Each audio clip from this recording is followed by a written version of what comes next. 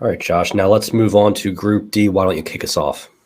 And another playoff there. And this is a kind of interesting group. And anything is when you feature the defending champions. France, led, of course, by Kylian Mbappe, Antoine Griezmann, Paul Pogba, just one of the many names you can just list off with just probably the deepest team in the entire World Cup once again. They do have a chance to repeat, and I think they're going to breeze through this group.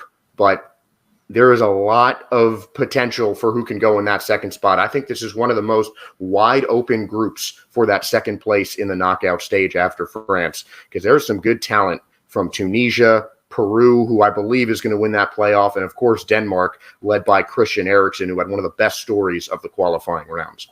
Most likely will be Australia versus Peru. I agree with you, Peru winning that playoff there to secure a spot in Group D.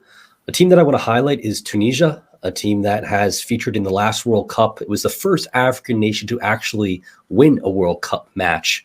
A team that can very well be overlooked, but have a lot of European talent playing at big clubs. So, a team that I think could get a result against the likes of a Denmark. I think, ultimately France, they'd be overmatched and could potentially push for a result against an Australia or a Peru. I would honestly be surprised if France drops a point in this group, and that is nothing to the talent of some of these teams.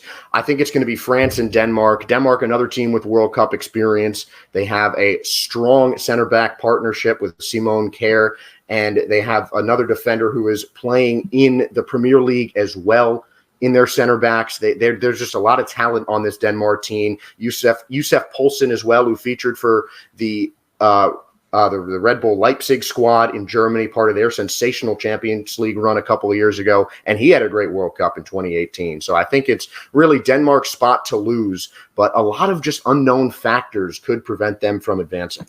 I agree. And of course, now we've seen the resurgence of Christian Eriksen, which is amazing. And, of course, he's playing, I believe, for Brentford now, and he's playing quite well.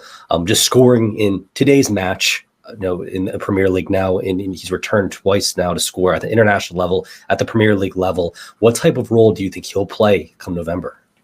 I mean, again, it's just more time for him to heal. There is so much that can happen between now in the beginning of April when we're shooting this video and in November when the World Cup will start. But I don't think there's been a better story in this entire process than Christian Eriksen subbed on in his first match since his catastrophic cardiac arrest back in 2021, and within 5 minutes of getting on the pitch, he puts the ball in the back of the net again. You just love to see that. It makes you want to root for this Denmark team, and they're my pick to advance second behind France in Group D.